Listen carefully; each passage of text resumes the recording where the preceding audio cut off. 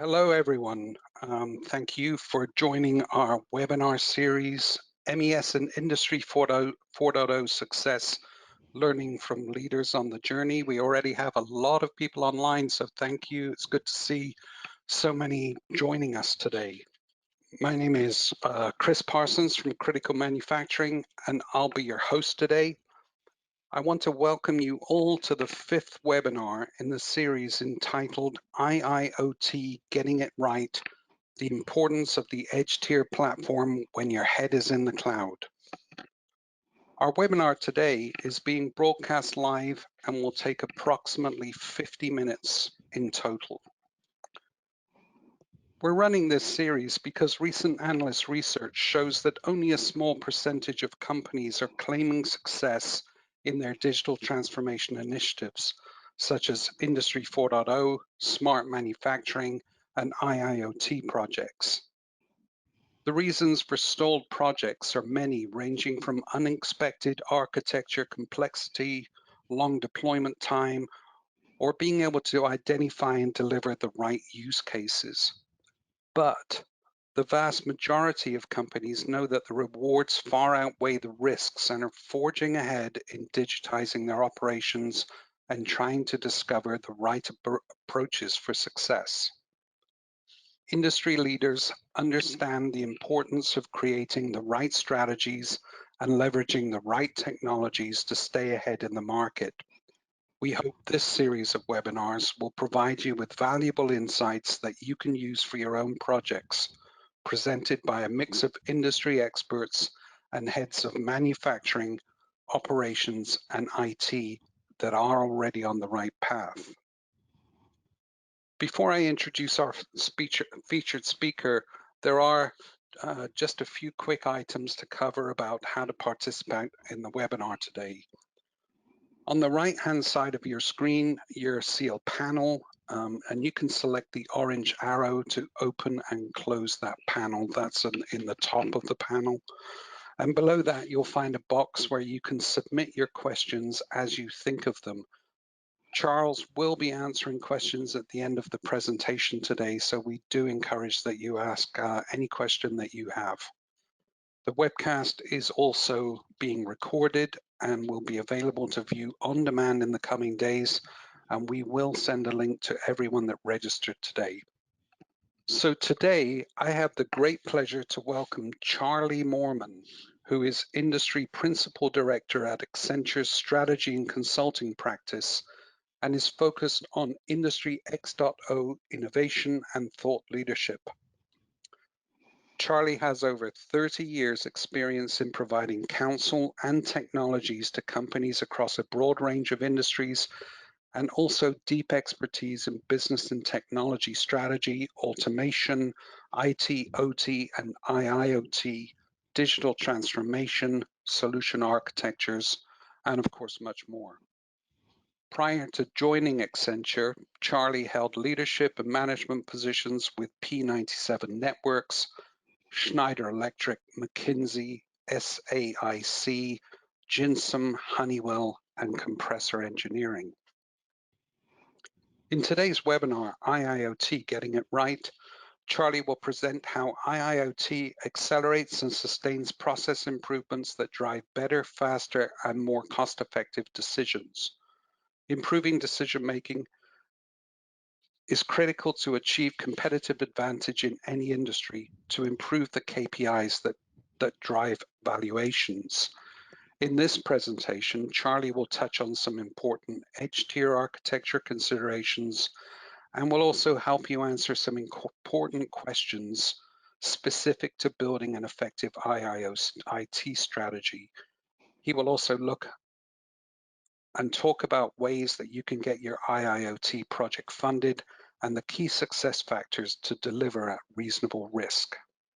So let's get started. I'd like to introduce our featured speaker, Charlie Moorman. Thanks, Charlie. Thank you, Chris. Appreciate the nice introduction. Okay, so let's start off a little bit of context. What is driving the overall demand for industrial Internet of Things? Undoubtedly, at the top of the list is competitive pressures. they're having to look at reinventing the business models that help drive better, faster decisions. One major oil company we worked with, their CEO essentially identified on his own accord, there's got to be $1 billion worth of value out here within our company, and so go find it for me. And that set things in motion to start a digital transformation effort. So you're at the point now where people believe there's the value there. Figuring out how best to attack it and capture it is becoming more of the question. So those clients who end up making a very wise technology pivot to transform their business successfully are the ones who win not only the fastest, but also ultimately are positioned for a continuous improvement and longer term gain. So that means that from a technology standpoint, it's time to revisit data strategies and IIoT architectures. And if there's any key starting point is if you're doing a project and IoT is involved and somebody says, have y'all done the data strategy? The correct answer is absolutely yes. So better have it underway or ongoing, because that is absolutely the starting point. So a little additional more context here. We've got a couple things with regards to the cloud. A lot of the focus is with IoT currently today is about data and data sources, pushing more data to the cloud. And that's great, and that's certainly something you want to do. As we get into this material a little bit deeper, I'm going to suggest that the argument is that's a Me Too strategy. It's nothing too novel, and so yes, you want to do it, but understanding some of the things that people are having to deal with at the cloud, there's not as many unknowns as there were. Where there are some unknowns is recognizing and actually leveraging the value of a multi-tenant architecture. Sharing data across geographies, government, customers, partner ecosystems, really important. And particularly in what appears to be kind of a world where we may have a little bit more trade wars going on, that's particularly becoming something that needs to be thought about. The other is a lot of companies have thought they were going to solve all their problems at one point in time by using web services and transforming OT applications with web services in order to let IT take care of a lot of the requirements that the operations organizations had. And in general, that hasn't played out too well. There's been a lot of performance and latency and scalability issues that have surfaced. And so some organizations are a little gun shy because of a failed effort really around trying to deal with the needs around real-time systems and real-time performance with attempts that were done in the last 10 years with web services. The third is that we just mentioned that a hybrid cloud strategy can provide some additional innovation. There are advantages both commercially as well as technically to consider a hybrid cloud strategy, and one of them is that you may find out that with your ecosystem, you're going to be forced to have to address some hybrid cloud capabilities anyway, so having some knowledge of that internally pays dividends. The second area we want to talk about for a minute for context is what is the fog? And we know what on-premise computers are. Well, what's the fog? Well, think of the fog as being where you have multiple facilities, some that you may own or some that you may not own, that have on-premise systems. So on-premise is a subset of the fog.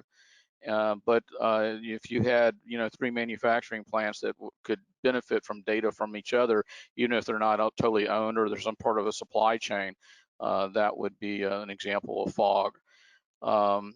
That can be sometimes cheaper than the cloud, especially around real-time data, time series data. It can be cheaper taking that approach.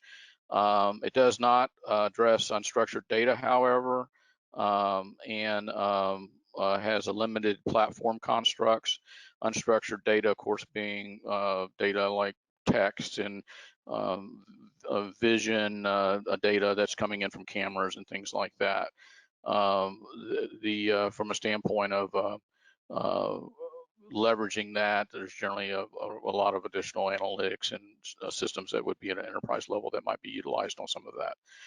There are IT/OT issues. OT risk management has a higher people asset safety implications. And so that's one of the reasons that a lot of systems remain on premise is because you have process control perspectives and localized decision-making perspectives that still mandate that they prefer to keep the systems on site. There's also a lack of IT/OT cybersecurity in the industry at a large. A lot more awareness around this now. But as far as what we're seeing, as far as clients that have actually executed a comprehensive strategy, most have not. They're making headway, but they still got ways to go. And then the third is there's also an issue around IT ignorance on OT, and that gets into maybe not understanding the true value and the need for time series data and things like that the OT organization would understand.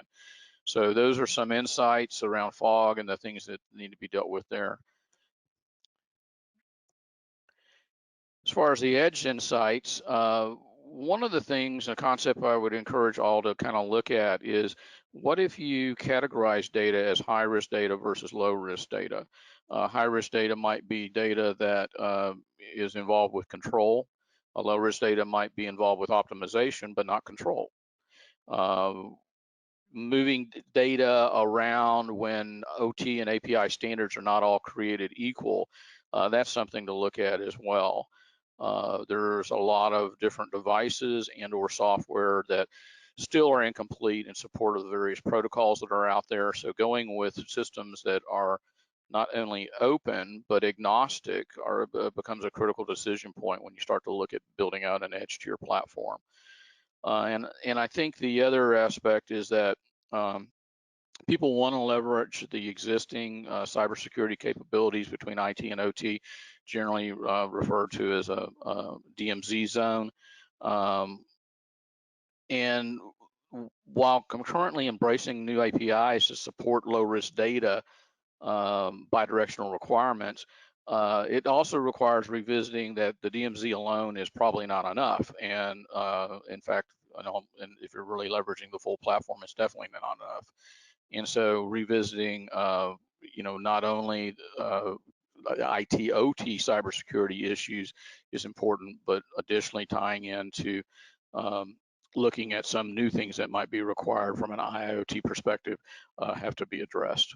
So defining and discussing what Edge IoT means to the business is really becoming a central decision point in order to get people speaking the same language, talking about the same thing, and understanding what it means. And you can see all these buzzwords that are out there that different people will throw at IoT.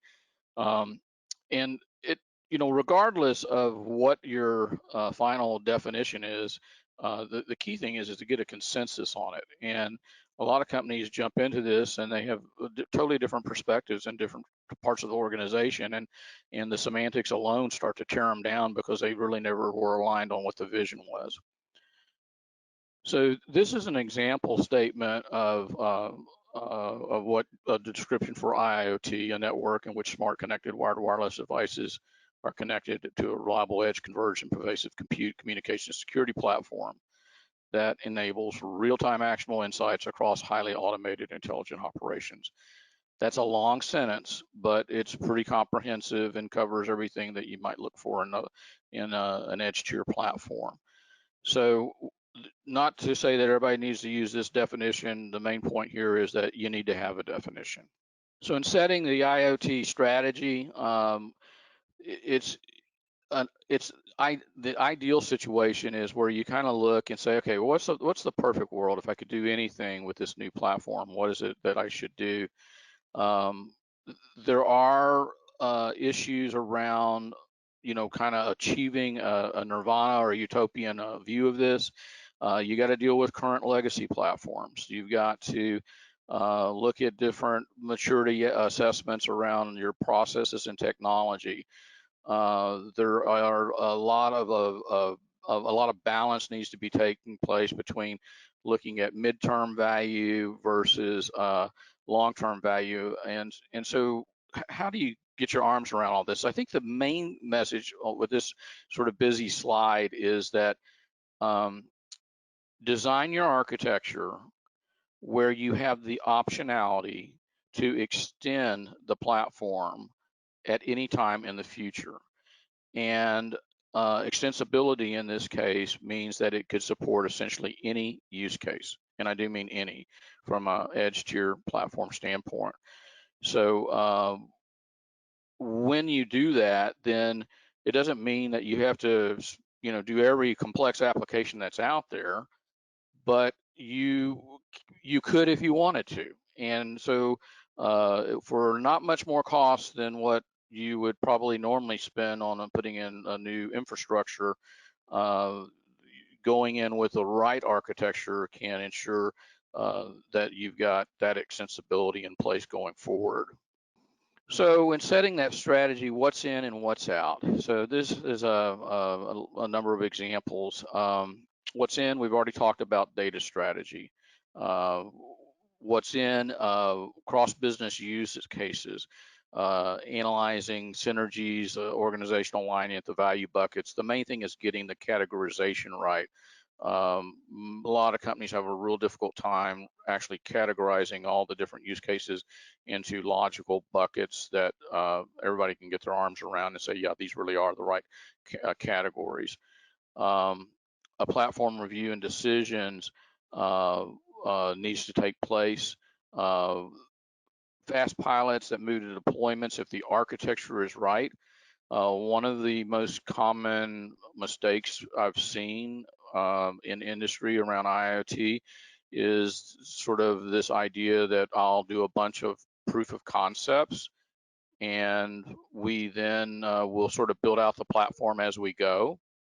And that doesn't tend to work out too well. And so my suggestion would be that it be done concurrently. You get the architecture right as you're also building out the use cases. And then as you apply the use cases within that new infrastructure, if everything goes as planned, then you immediately can scale with no further discussion on that particular use case. And then, of course, the cybersecurity assessment and all. Those are all things that are in. What things are out? The point solution decisions where they're really not strategic. It might be something that could be done in the current architecture. And if it's got a good ROI and you can justify it, then no reason to slow that down. The Edge IoT platform is complementary to the existing models that are in place generally on the control side. That'd be called a Purdue reference model. And then some functions is determined by the client. Don't try to do everything with Edge IoT. There's some things that certain departments, certain organizations probably don't want. So don't spend the time building out use cases or bringing them necessarily into the discussion if it's obvious that they don't really have a role to play. And I think the other is looking at the maturity model that they have, what systems, everything from analog to pneumatic to process and safety control systems, all that needs to be recognized that you're not going to be, this is not a rip and replace. You're not going to be taking that type of stuff out. And what's adjacent? Well, you got a strategic partner ecosystem that help you manage risk and to provide use cases and to, in many cases, do analytics for you. You've got joint ventures that are out there that you may have that want to be able to leverage the edge tier platform, and you got government regulations. And so having a multi-tenant architecture and containerization at the edge becomes critical to be able to address these adjacent stakeholders. So one question I get asked occasionally is, well, if we're making progress on IIoT convergence, collaboration and governance, do I really need an IIoT strategy?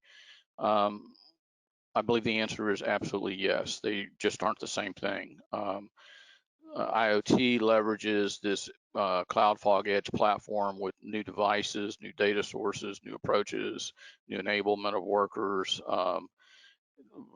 looks at being able to expand and exploit data types and legacy systems so that are already in place. Whereas IIoT conversion is generally just more focused on optimizing the existing traditional architecture. And so not that there's not a lot of use cases you can still do just within that framework, but the fact of the matter is that you're not really leveraging the edge if all you're focused on is IIoT convergence. So what are the major elements of a good IoT strategy? Building out a solution reference architecture. As part of that, data strategy becomes central to the beginning of that journey. Looking at cross-functional business use cases, building out your own roadmap, and then using that with econometric modeling or post audits of existing projects. In order to build the either a bottoms up or top down economic justification for getting management to support the funding to not only do the use cases, but most importantly, get the right infrastructure in so that it's something that doesn't mean you have to go back and revisit the architecture when more complex use cases come up or additional technologies change. Some of the key success factors that make a good IoT strategy, for sure, CEO buy-in. And whether it's a CEO or some C-level executive, if somebody needs to really sponsor this, if you don't have the vision at the top that there's really a prize here to be captured, it's probably going to have a pretty tough time getting any serious traction. You may have some, minor successes, but justifying putting in infrastructure almost always requires senior executive approval because they see that as sort of a sunk cost and where's the value. And so if they haven't bought into the whole business case with the use cases and the infrastructure, it's hard to really get the type of funding necessary to do a large scale program. Second, prioritization of the use cases and the quantified benefits. Getting your cross-functional leadership aligned on priorities and time horizons so that they see not only when the benefits will show up, but specifically if it's aligned with their priorities. Your partner ecosystem selection and commitment. Because the edge tier is so new, that's really, really critical. There's a lot of people that have a lot of nice PowerPoint, but they don't necessarily have production ready solutions. And that's not just on the use cases, but even on some of the infrastructure capabilities that you might be looking for. And so, for instance, when you look at one of the key elements on the architecture, which is around what we call converged pervasive computing capabilities, we did our own study because we didn't feel that any of the analysts that were starting to look at this space had actually gotten to the level of granularity to be able to do a precise evaluation of who the real players were and who had production ready systems. And then last, post-deployment, do value monitoring and do it quickly so that management can see that when you said you were going to get a payback in the first year on the initial use cases, you did, so that there's no second guessing the overall initiative and program. So recommendations to get the Edge IoT strategy underway. You should drive a strategy that looks at both near-term, midterm, and long-term end states. With the infrastructure aspect that we're talking about here as well, if you're not looking at some hypotheticals that you want to get to down the road, you're probably not really stretching the vision very far, and some of those should be put in place to show that while we may not do that in our first year, was something that we definitely want to be able to do down the road. putting in that type of infrastructure, you have to anticipate, well, where will technology be in a few years, especially on greenfield projects. Say you have a greenfield project that come online for 4 years. Would you go in with the exact, assumptions around what's available today? I don't think so. I think you would go in with the assumptions around what's going to be available in 2 to 3 years, so that when you actually deploy in the 4th year, you're able to leverage all that. Second, design wins. Design always wins. Create the IoT solutions reference architecture, strategy, prioritization of the use cases with an econometric model, and the IoT Edge framework, all key elements of designing this right. And one of the things that is probably one of the biggest mistakes I see is that you go and you say, so what's the assumption on this? And you find out that either they didn't capture certain assumptions, or they didn't document who the source of the assumption was. And so be sure that you're very rigorous on that, because anybody who's going to move into the project or take over projects in this area needs to understand the assumptions that were built in. And as those assumptions change, maybe that also modifies the strategy a little bit. So this is a framework that is really useful for almost any project on looking at the sort of foundation inputs and guardrails around doing IT and OT projects. But specifically, we're going to focus on the technology roadmap around the edge tier architecture. And so from that perspective, we want to consider the key elements that would make up what this architecture would look like. And so we're going to get into a little bit more of the granular detail here. So start off with 3 questions. If the platform could enable any current use case, what would it need to include? That will bring out a lot of information from a lot of stakeholders and start to get you on a good path of alignment across those stakeholders. Secondly, this has got to be low cost, because if you think about putting in this new infrastructure, the use cases, some of them might deliver, millions and tens of millions, maybe 100 million. And so it's not so much the benefit size there, but the reality is very quickly, I think you're going to find that the benefits case is overwhelming. And so then the challenge becomes, well, how can we do this cost effectively? Because there is the cost side to it. And if you're looking at something like, let's say, like a refinery, and you have an edge IoT device, let's say that device costs $2,000, and you have a lot of software tied to it, and you go with a software as a service model for the total delivery of that device and the software that's on it. Well, any refinery with the amount of production they do and the volumes and the profitability could justify putting that device in a process unit. Okay, so refineries kind of have it easy from a justification standpoint and even the cost standpoint. But if you went to another industry, just an example, what if you moved to the upstream in oil and gas, and you have 30,000 wells, and there's 4 wells per pad, and you need one of these devices at every pad? Well, now you're looking at 8,000 or so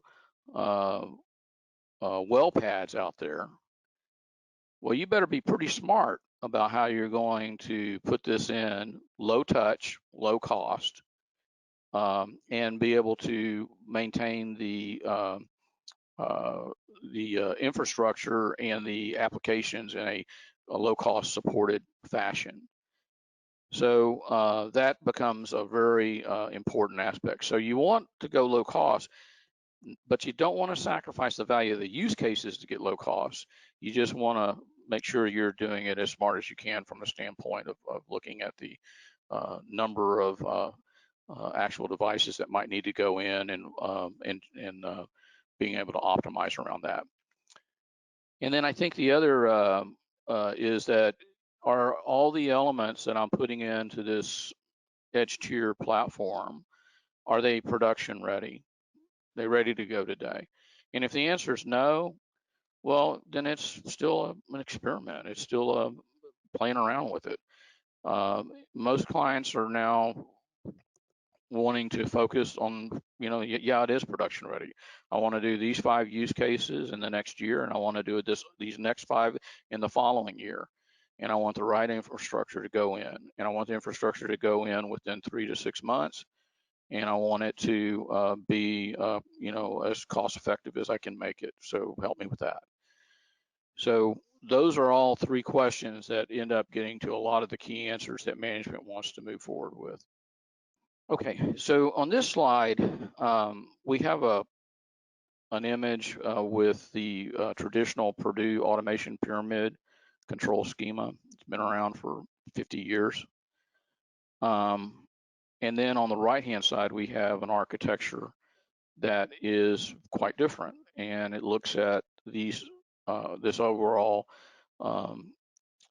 environment all the way from sensor to enterprise a bit differently. And this would be more along the lines of, if you were leveraging an edge tier platform, how should you maybe think about it? I would also say that this can serve as a bit of a model to look at, how I would do risk data. In this case, let's say it impacts process control versus non-risk data. So the stakeholders that are generally process control engineers and managers on the left-hand side, a lot of times they are very concerned about anything new that's getting into this space, where you have sensor data coming back to SCADA systems and control systems and PLCs and MES systems and all. And it's important to note to them that this is compatible. This is complementary. It's not trying to replace what you have. Maybe long-term, some functionality might shift between one and the other, but for the time being, they're really very complementary. So try to avoid getting into an unnecessary debate around the 2 models, and just note that they're inherently complementary. Okay, and this particular slide is focused really on what does the architecture look like, and and what does it do for you? You have the enterprise tier, platform tier, and the edge tier. We've already covered some of the unique aspects of the enterprise tier that are still out there, but for the most part, most of the technology and the approaches to that are known, and quite frankly, it's pretty much true for the platform tier as well. On the edge tier, you have a number of new protocols that start to show up, some around being really low bandwidth,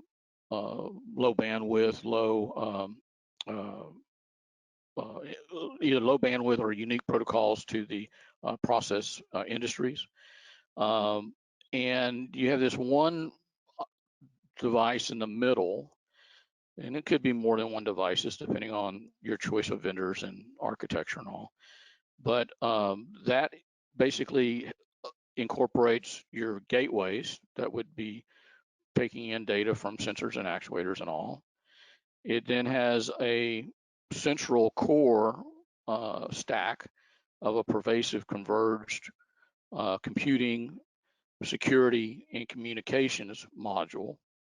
And then there's a broker capability to be able to communicate to any external sources.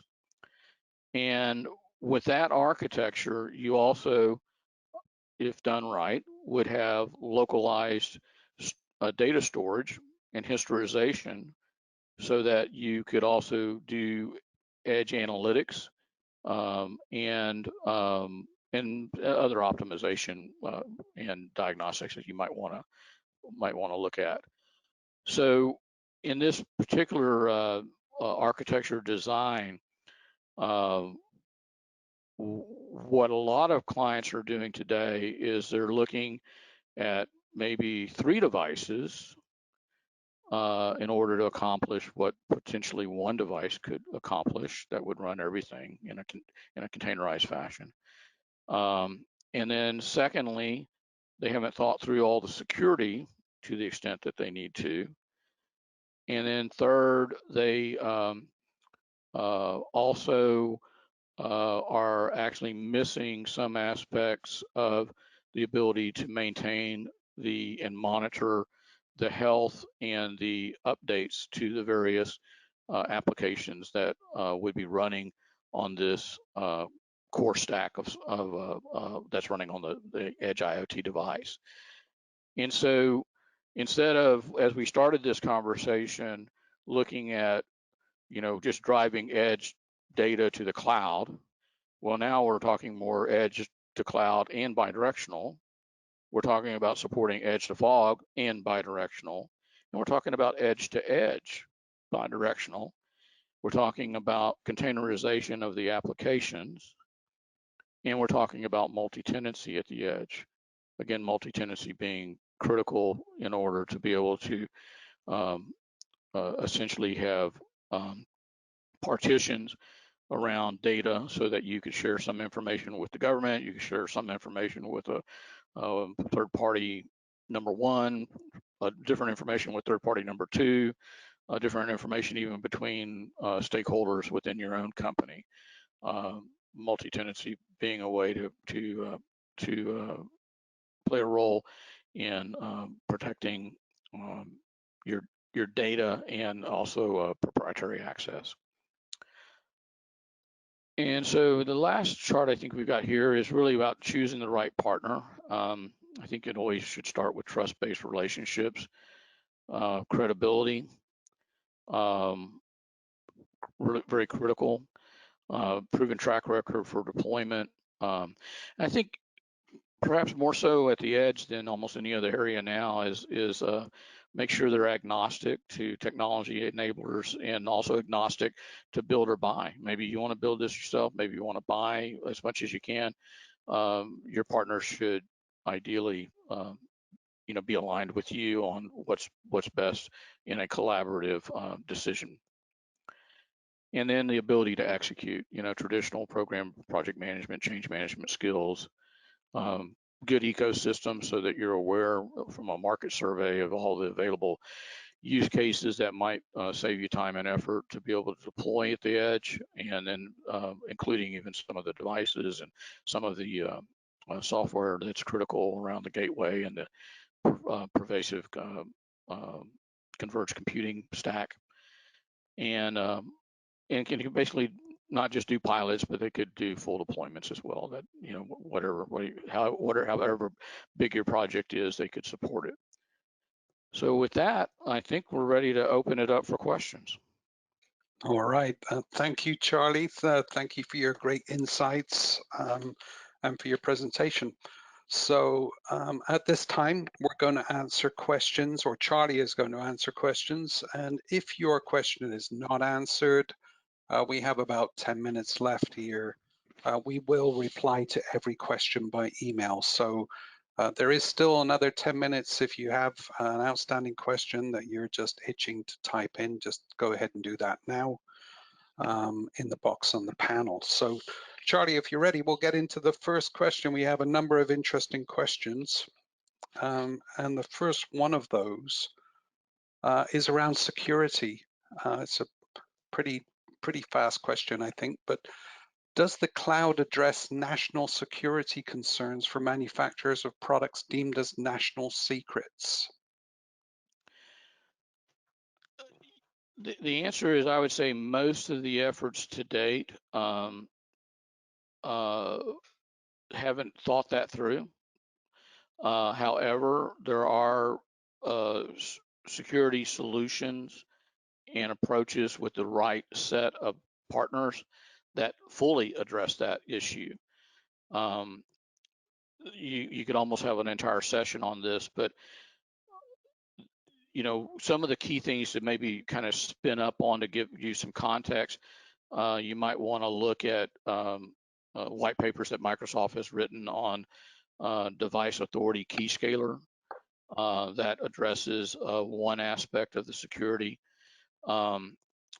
But I think the main thing is that if you look at a managed service offering, you should be able to find a provider that I guess the term would be it obviates the need for even device authority key scaler as an addendum to your architecture stack. And so you have security not only through your traditional DMZ, which is going to be there from day one, but that essentially you have all these security elements in place with encryption at the edge. Now, there's also some movement even to start to move more security to actual sensor devices. Generally, if something was going to be attacked, it'd be attacked at a sort of a compute level, but there is even some work underway at sensor level now that I think will further solidify an overall security strategy. But it's a very important question, and it's one that I think you'll find a lot of the suppliers and providers do not answer adequately. But you're going to have to spin up yourself in order to make sure you know all the right questions to really nail them with. Thanks, Charlie. Okay, we'll go into the second question from the audience here. You may have covered a little bit of this, but are the IIoT recommendations that you talked about the same for both process and discrete industries, or are there any key differences?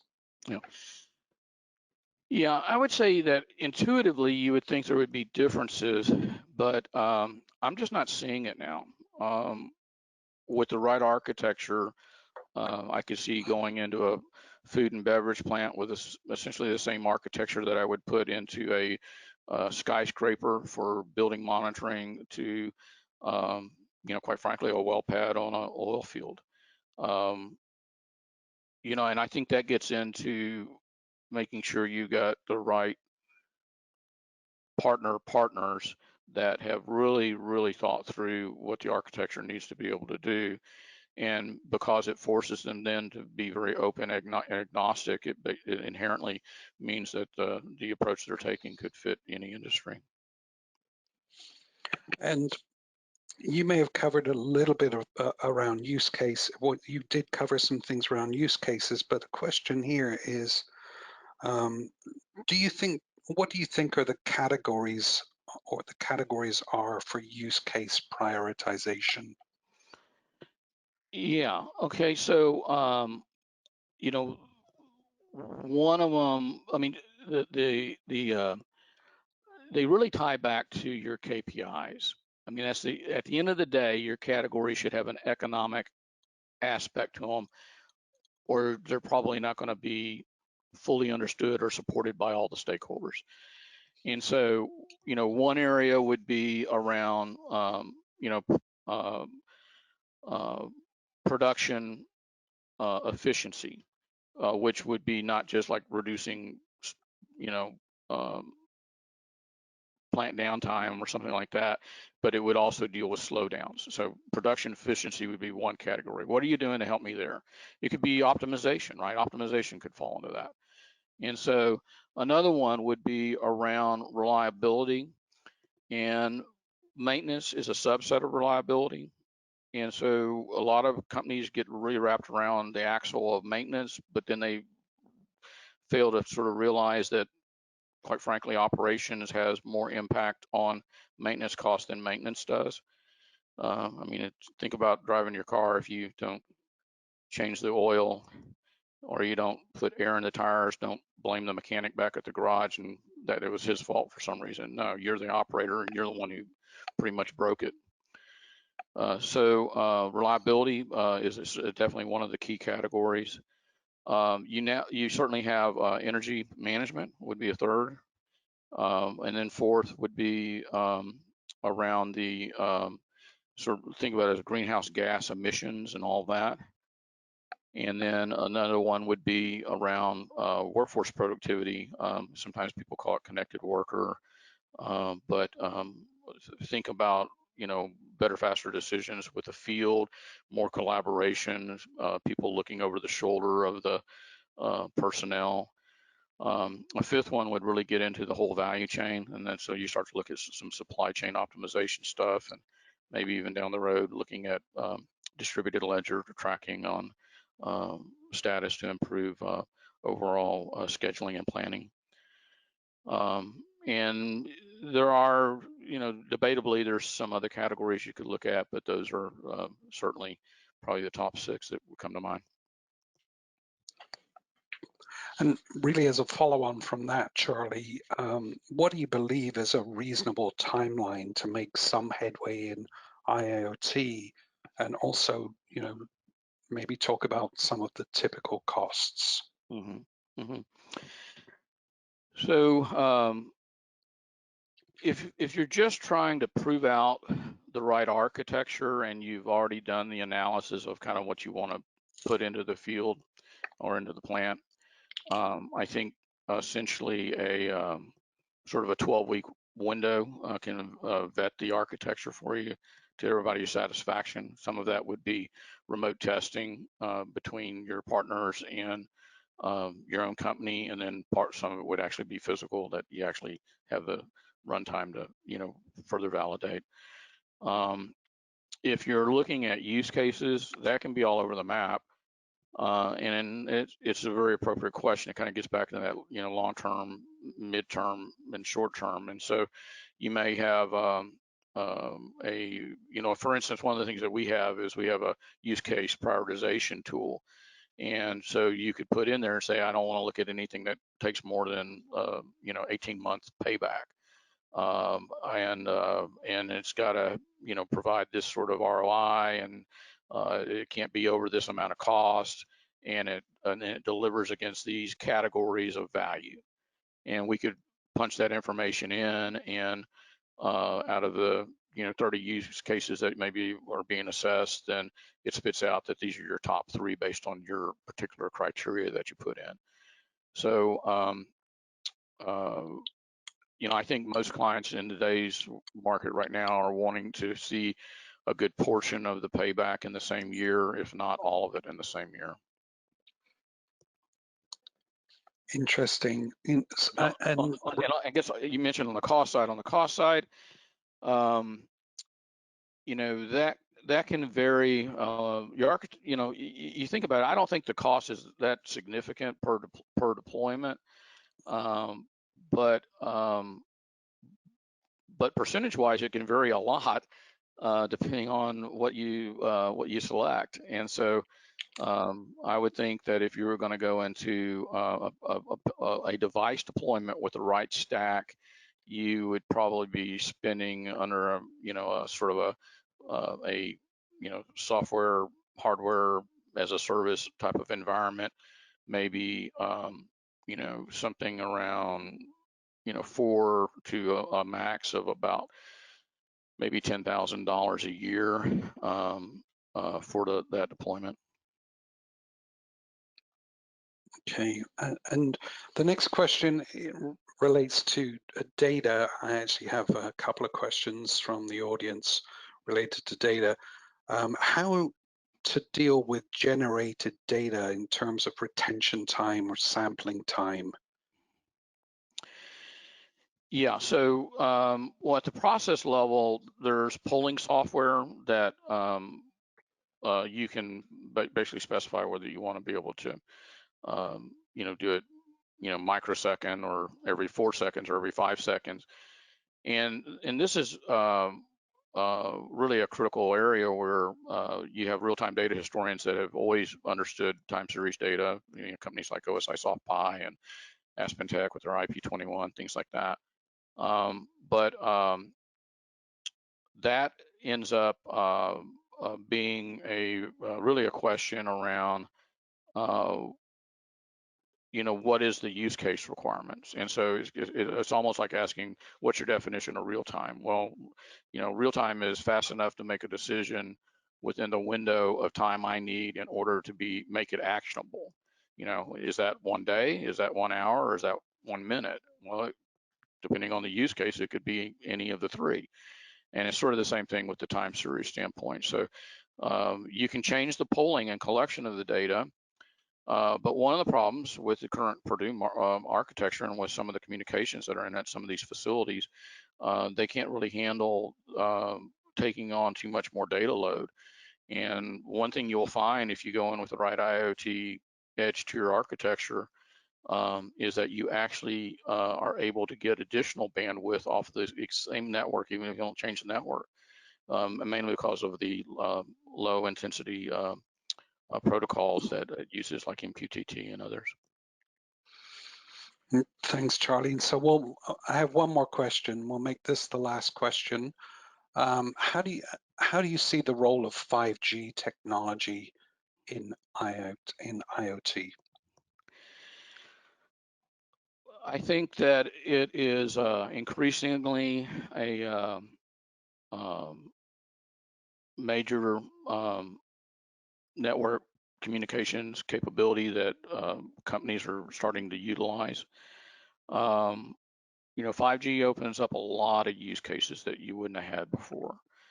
And so I think the key thing on the edge tier architecture is that you should make sure you design where it can support 5G, it can support SD-WAN, it can support BLE, it can, you name the communications approach, satellite even, think about satellite, which has got a lot of issues associated with satellite in terms of performance and bandwidth.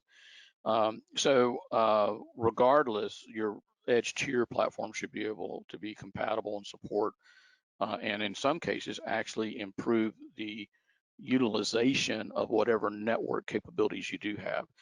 But to the extent that if you are fortunate enough to have 5G in place, whether from a redundancy standpoint or from using it as a primary network, it offers a lot of benefits and gives you a lot more optionality to the use cases you might want to look at. Right, thank you very much, Charlie. Well, that's all we have time for in questions today. I want to thank you all for your great questions. There are a lot of questions unanswered, so don't forget we will be answering those by email in the next few days. And Charlie, thanks so much again for your valuable insights. We really appreciate you coming on with us for this webinar today. So thank you very much. It's my pleasure. Thank y'all.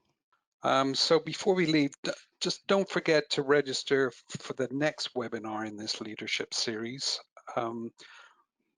We're kind of missing out August because of vacation series, but on September the 10th, at the same time, same place, we look forward to hosting Craig Pinegar, who is the Director of IT at medical device manufacturer Ultradent Products. Ultradent, as you may know, manufactures a diverse range of sophisticated dental products at their facilities in Salt Lake City, Utah. And Craig will talk about how they manage extreme vertical integration with a single MES. So that's on September 10th. You can register at webinars.criticalmanufacturing.com, and you can also access this webinar and all of the other previously recorded webinars in this series at that link. So, so go ahead and do that, and also keep checking back because we're adding speakers all the time. And with that, thank you again, Charlie. Thank you everyone for joining and for your questions. And we will now close the webinar. Thank you.